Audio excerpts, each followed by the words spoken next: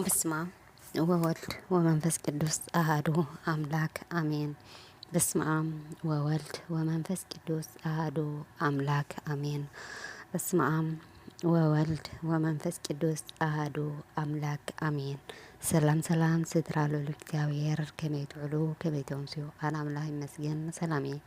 ከምቲ ኣነ ሰላም ዘለኽዎ ሰላም ክትኮን ደሞ በዓልቲ ሙሉእ ተስፋ እየ እምበኣርከ ስንሎማዓንቲ ከዓነ ታሪክ ቅዱስ ማርቄ ነገዲ ትብል ኣርእስቲ ናይ ቅዱሳን ቦታትና ታሪክ ከም ትውክል ግዜ ታሪክ ቅዱሳን ሒዘልኩም ዝመፅእ ናይ ኣባ ማርቄ ሒዘልኩም መፅእ ኣለኹሞ ሓቢርኩም ንክፅኑ ብትሕትና ኣለኹ።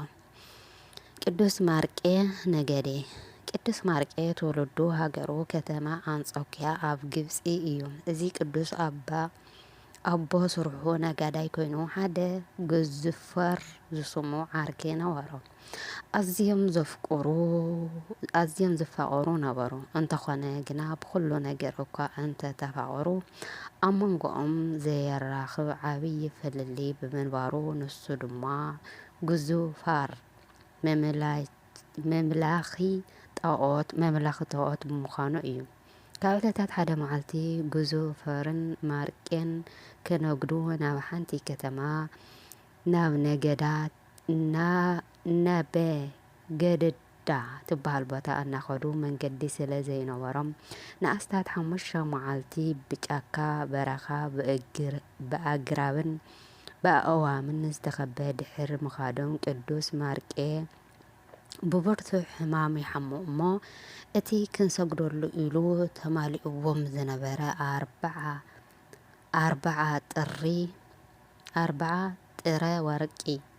ጥረ ወርቂ ብበቕሊ ዝተፃዓነ ንእግዚኣብሔር ኣምላኽ ክህቦ ብምባል ነፍሱ እናጸናዕንዐ ኣብ ንእሽተይ ወረቐት ሰሚዖ ጎይታይ ኣምላኺ ኢየሱስ ክርስቶስ ኣነ ኣገልጋሊኻ ናትካ ፍጡር ማርቄ ዝተባሃልኩ ኣብታ ዘይሓልፍ ሓድሽ ሰማያት ሃገር ምእንታ ክተውርሰኒ እዘን 4 ጥረ ወርቂ ምስ በቕለን ዝተፃዓና ንደቀይን ንሰበይተይን ንስድራ ቤተይን ከይበልኩ ኣብ ኢድካ ከብፅሕ እልእኸልካ ኣለኹ ኢሉ ነቲ ጽሕፍቲ ደብዳቤ ሓቲሞ ነቲ ዘፍቅሮ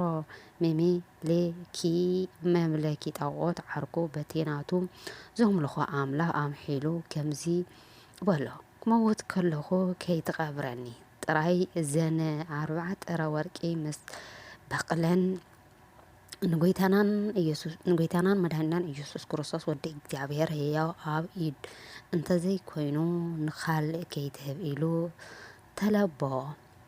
እሱ ድማ ማለት ግዙፈር ዓርኩ ሎሙስ ተጸሊልካ ኢኻ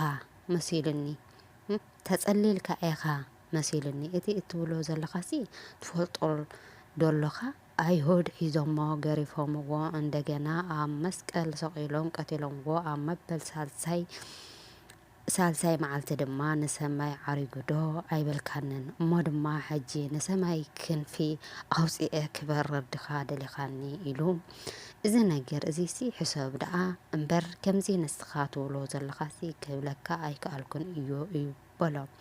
ቅዱስ ማርቄ ግና ብዘረብኡ ከይተጠራጠረ ኪድ ጥራይ ከምታ ዝሓበርኩኻ ግበር በሎ። መጺኡ ከብቅለካ እየ በሎ።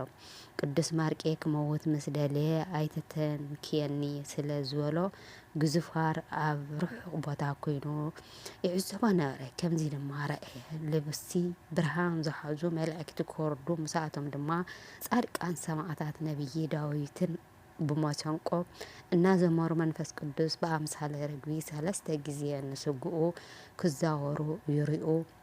ኣብ መወዳእታ ነፍሱ ካብ ስግኡ ተፈልያ መላእክቲ ክህቦም ብዓብይ ሓጎስ ንሰማይ ክዓርጉ ምስ ረአየ ንብኡ 2 ኣናብስቲ ካብቲ ዱር ወፂኦም ንመቃብር ዝኸውን ፍሒሮም ባዕልቶም ሓመድ ኣዳም ኣልበስዎ።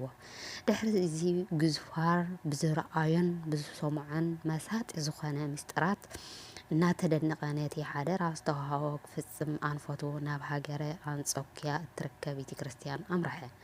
ኣብኡ ምስ በጽሐ ድማ ምስ ኣመሓዳራይ ቤተ ክርስቲያን ባዕሉ ክቕበሎ ክቕበሎ ደልየ እንተኾነ ግና ውዕሎ ክልቲኦም ከምኡ ስለ ዘይነበረ ንምኽሩ ኣይተቐበለን። ሽዑ ካህን ቴዎድዮስ ቤተ ክርስቲያን ክፈተሉ እሞ ግዙፋር ድማ እቲ ዝሓዞ ንብረት ሒዙ ኣብቲ ቤተ ክርስቲያን ጠጠው በለ። ፍርቂ ለይቲ መስኮነ ድማ ድምፂ ነጎድጓድ መብረቕን ኣብቲ ውሽጢ መቕደስ ተሰምዐ።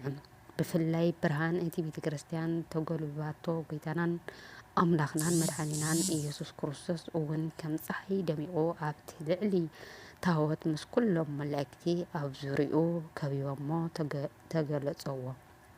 ተገሊጽዎ። ድሕሪኡ ሓደ መልኣክ ናብኡ ቅርብ ንምንታይ ኣብዚ ጠጠው ኢልካ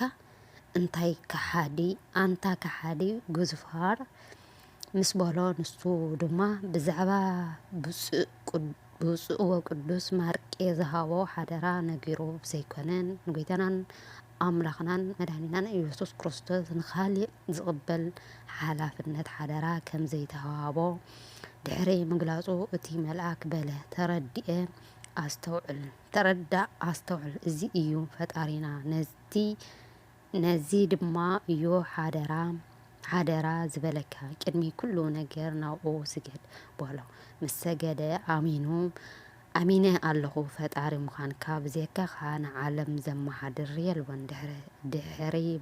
ድሕር ብምባሉ እቲ ሓቲሙ ዝሃቦ መላእክቲ እቲ ወርቅን በቕልን ብኢዱ መላእክቱ ገይሩ ጌታ ኢየሱስ ክርስቶስ ተቐቢሉ ምዘንዎ በሎም። ከምቲ ዝሃቦ ድማ 40 ጥረ ወርቂ ኮነ። ሽዑ ጐይታናን ኣምላኽናን መድኃኒናን ኢየሱስ ክርስቶስ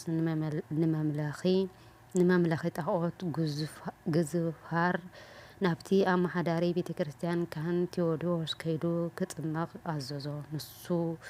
ንሱ ምስ ተጠመቐ በቲ መስተንክር ዝኾነ ፍጻሜታ ዝሰምዖ ቤተሰቡ ልዕሊ 75 ነፍሳት ብሓደ ግዜ ተጠመቑ።